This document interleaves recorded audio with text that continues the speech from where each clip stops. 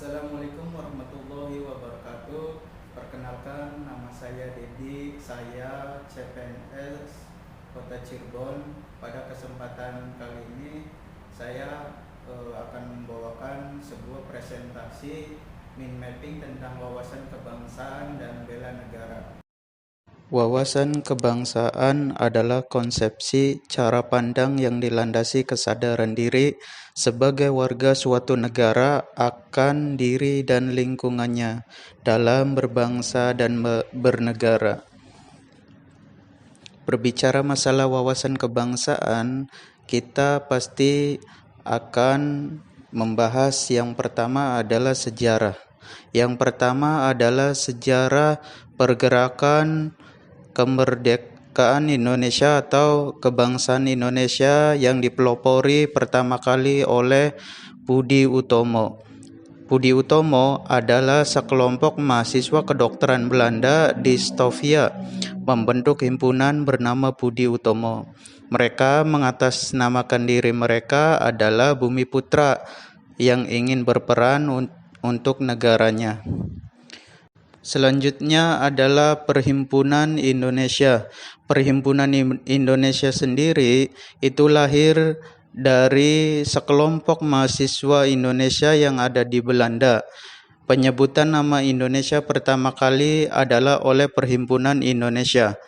Mereka yang ada di Belanda mengidentifikasikan tidak lagi sebagai Hindia Belanda tapi sebagai Indonesia. Semangat yang ada pada pemuda-pemudi Indonesia juga tertular di dalam negeri, yakni di dalam Indonesia. Tercetuslah Kongres Pemuda, di mana perkumpulan itu pemuda dan pemudi tanah air bangkit menginisiasi Kongres Pemuda 1 tanggal 20 Oktober 1928. Kongres Pemuda 2 disepakati bahasa persatuan adalah bahasa Indonesia.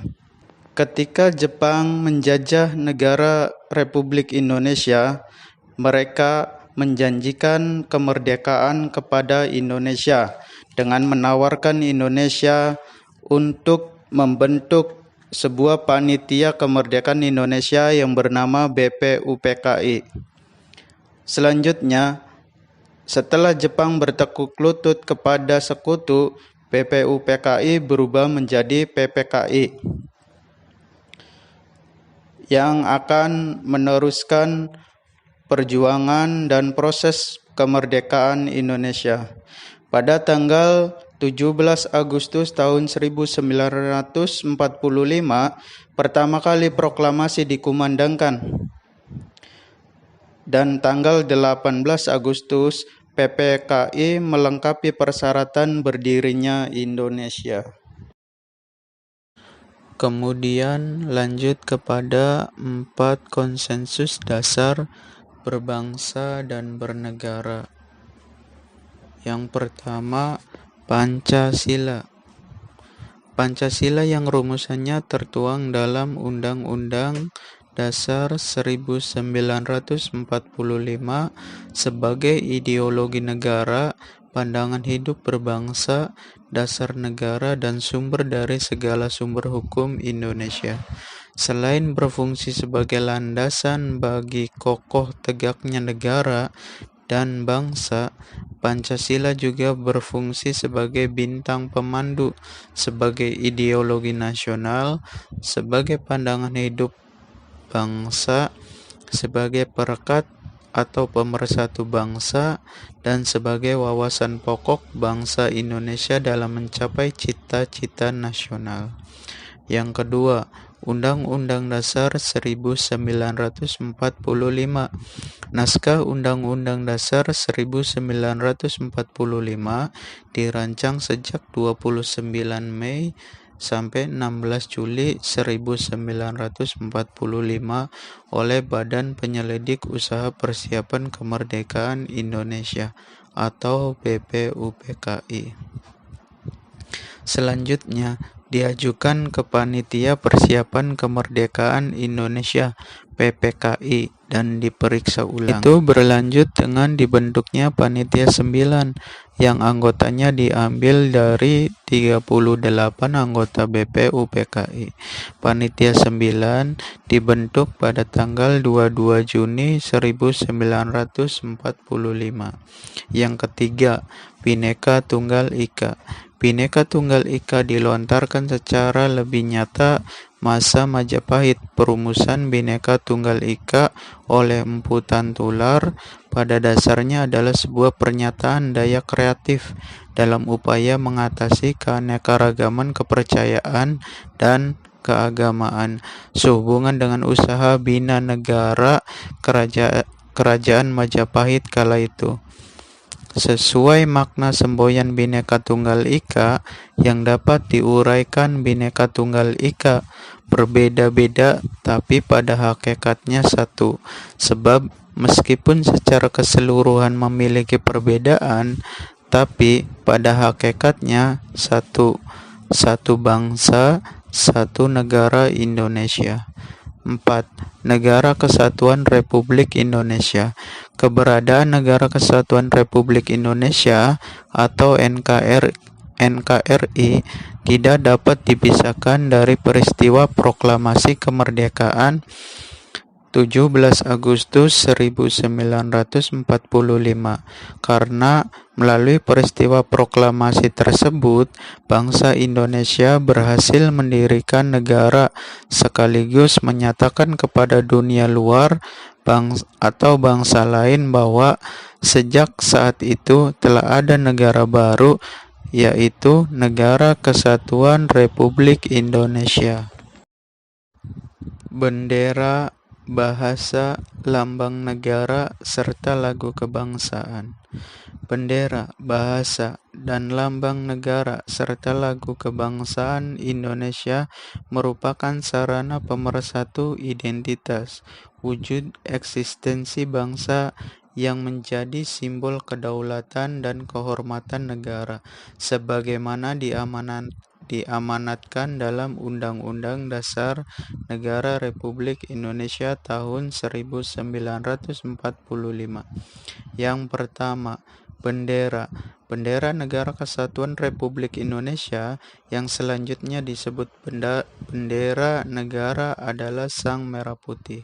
Bendera negara Sang Merah Putih bentuknya 4 persegi panjang dengan ukuran lebar 2/3 dari panjang serta bagian atas berwarna merah dan bagian bawah berwarna putih. Yang kedua bagiannya berukuran sama. Bahasa Negara Kesatuan Republik Indonesia yang selanjutnya disebut Bahasa Indonesia adalah bahasa resmi nasional yang digunakan seluruh wilayah Negara Kesatuan Republik Indonesia. Bahasa Indonesia yang dinyatakan sebagai bahasa resmi negara dalam pasal 36 Undang-Undang Dasar Negara Kesatuan Republik Indonesia tahun 1945 bersumber dari bahasa yang diikrarkan dalam Sumpah Pemuda 28 Oktober 1928. Lambang negara. Lambang Negara Kesatuan Republik Indonesia yang selanjutnya disebut lambang negara adalah Garuda Pancasila dengan semboyan Bhinneka Tunggal Ika. Lambang Negara Kesatuan Republik Indonesia bentuknya Garuda Pancasila yang kepalanya menoleh lurus ke sebelah kanan. perisai berupa jantung yang digantung dengan rantai pada leher Garuda, dan semboyan Bhinneka Tunggal Ika ditulis di atas pita yang dicengkram oleh Garuda. Garuda dengan perisai sebagaimana dimaksud dalam memiliki paruh, sayap, ekor, dan cakar yang mewujudkan lambang tenaga pembangunan. Garuda memiliki sayap yang masing-masing berbulu 17, ekor berbulu 8, pangkal ekor berbulu 19, dan leher berbulu 45. Lagu Kebangsaan. Lagu Kebangsaan Negara Kesatuan Republik Indonesia, yaitu selanjutnya disebut lagu kebangsaan, adalah Indonesia Raya. Lagu kebangsaan adalah Indonesia Raya yang digubah oleh Wage Rudolf Supratman. Bela negara adalah sikap dan perilaku warga negara yang dijiwai oleh kecintaannya kepada NKRI yang berlandaskan Pancasila dan Undang-Undang 45 dalam berbangsa dan bernegara. Tentu, ketika kita membahas masalah bela negara, kita akan mencermati dulu tentang sejarahnya. Yang pertama yakni sejarah bela negara. Pada tanggal 19 Desember 1948 terjadilah agresi militer kedua oleh Belanda. Ibu kota RI waktu itu Yogyakarta jatuh kepada Belanda. Kemudian Jenderal Sudirman mengeluarkan perintah kilat nomor 1 sebelum meninggalkan Istana Negara. Kemudian pada tanggal 14 Juli 1948 barulah pengembalian mandat kepada Wakil Presiden waktu itu Muhammad Hatta untuk kembali menjadi Wakil Presiden dan sebagai Perdana Menteri. Yang kedua tentang ancaman. Ancaman adalah kondisi, tindakan, potensi yang dapat membahayakan tatanan serta kelangsungan hidup berbangsa dan bernegara dalam tujuan nasionalnya. Kewaspadaan dini merupakan kewaspadaan setiap warga negara terhadap setiap potensi ancaman, termasuk penyakit menular dan konflik sosial. Sedangkan pengertian bela negara adalah sikap, tekad, dan perilaku serta tindakan warga negara menjaga kedaulatannya, menjaga keutuhan negara, wilayah, keselamatan bangsa, dan negara yang dijiwai cinta kepada NKRI. Nilai-nilai bela negara yaitu ada 5. Pertama, cinta tanah air. Yang kedua, sadar berbangsa dan bernegara. Yang ketiga, setia kepada ideologi Pancasila. Yang keempat, rela berkorban untuk bangsa dan negara. Yang kelima, kemampuan awal bela negara. Pembinaan kesadaran bela negara adalah segala usaha, tindakan, dan kegiatan yang dilakukan untuk memberikan pengetahuan, pendidikan, pelatihan, penumbuhan, penanaman nilai dasar tentang bela negara. Aktualisasi bela negara bagi ASN adalah dalam Undang-Undang 45 alinea keempat diperlukan ASN yang profesional tanpa intervensi politik, bersih dari korupsi, mampu memberikan pelayanan publik dan menjadi perekat persatuan dan kesatuan bangsa. Penguatan penerapan wawasan kebangsaan dan bela negara di lingkungan kerja saya sendiri adalah dengan menerapkan protokol kesehatan serta sosialisasi kesehatan kepada masyarakat, karena bagian tata pemerintahan Kota Cirebon adalah termasuk sebagai Satgas Gugus Tugas COVID Kota Cirebon. Salah satunya mungkin kepada diri sendiri adalah ya menjaga kesehatan, mensosialisasikan 3M, kemudian melakukan sosialisasi kepada masyarakat tentang surat edaran wali kota yang kami buat agar masyarakat tidak berkerumun, agar kegiatan masyarakat yang menimbulkan kerumunan dibatasi, agar penyebaran daripada corona ini dapat dikendalikan.